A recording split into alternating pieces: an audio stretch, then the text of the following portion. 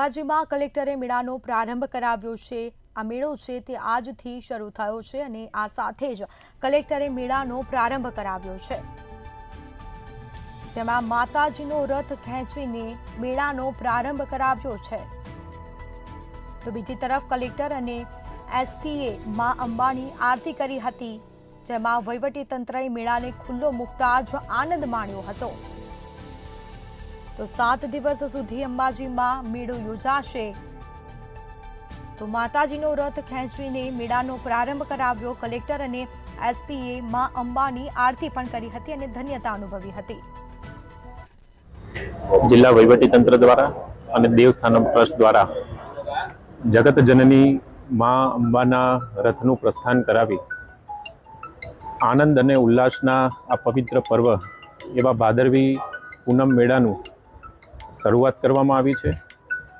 હું જિલ્લા વહીવટીતંત્ર વતી સર્વે માઈ ભક્તોને, તમામ શ્રદ્ધાળુઓને, દેશના અને રાજ્યના ખૂણા ખૂણામાંથી ચાલીને આવતા પગપાળા શ્રદ્ધાળુઓને સૌને ખૂબ ખૂબ આદરપૂર્વક આવકારું છું।